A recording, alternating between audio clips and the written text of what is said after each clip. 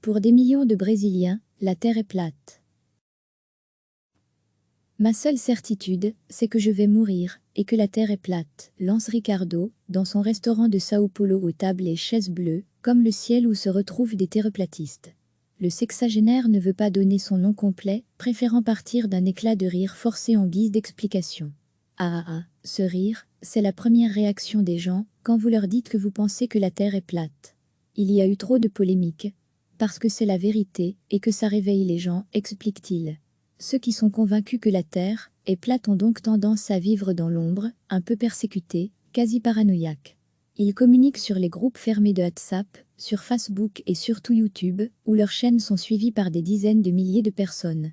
Dans cet entre-soi numérique, le terreplatiste peut partager en liberté sa croyance, ses expériences en physique ou en optique. La Terre est stationnaire et plate. D'ailleurs, c'est écrit dans la Genèse. Notre mouvement a beaucoup grandi à partir de 2016/2017. Aujourd'hui au Brésil nous sommes plus de 11 millions à avoir déjà compris que la Terre était plate, dit Anderson Neuve, un entrepreneur de 50 ans, rencontré dans le restaurant de Ricardo.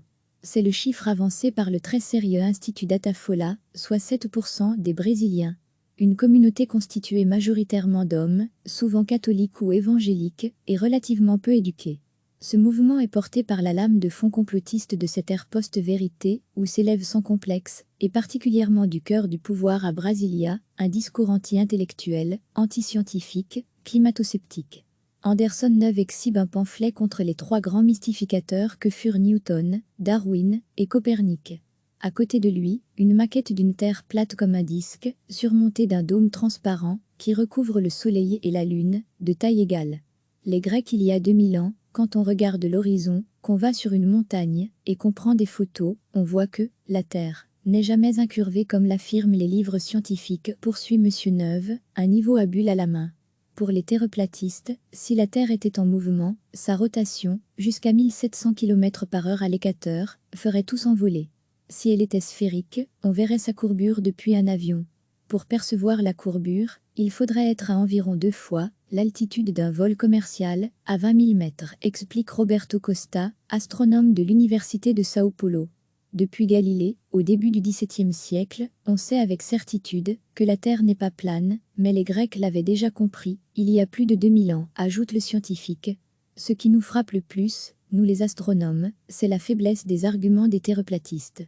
Le pendule de Foucault, le lever du Soleil ou de la Lune sont des preuves irréfutables de la rotation de la Terre. Pour les scientifiques, le terreplatisme relève davantage de la sociologie et de la psychologie que de l'astronomie, dit-il. La tour Eiffel penchait pourtant la théorie de la Terre plate s'est insinuée jusqu'aux portes du pouvoir à Brasilia. L'influent maître à penser du président Jair Bolsonaro, Olavo de Carvalho, un ex-astrologue, a tweeté ne pas pouvoir, à ce jour, réfuter les vidéos montrant que les surfaces aquatiques sont planes.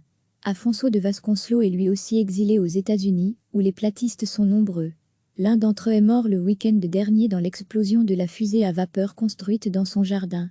Monsieur de Vasconcelos est un cas unique, dans les annales d'un docteur en géophysique de la prestigieuse Université de Sao Paulo à croire en une Terre plate. Sa chaîne YouTube Ciência de Verdade, Science de Vérité, compte 345 000 abonnés. Sur YouTube cartonne aussi celle de Siddhartha Chebub, l'un des organisateurs de la convention ayant réuni plusieurs centaines de terreplatistes brésiliens, la première du genre, en novembre 2019 à Sao Paulo. Principale cible de ces conspirationnistes, la NASA, l'agence spatiale américaine manipulerait ces images satellites. L'homme n'est jamais allé sur la Lune, c'est un montage, assure ainsi le restaurateur Ricardo. Vous avez déjà vu la tour Eiffel penchée sur les images satellites, vous ? Toujours armé de son niveau à bulle, Anderson Neuve conclut « Les terreplatistes sont les plus intelligents. Écrivez-le. Recevez chaque matin l'essentiel de l'actualité. Cliquez sur s'abonner pour recevoir les dernières nouvelles.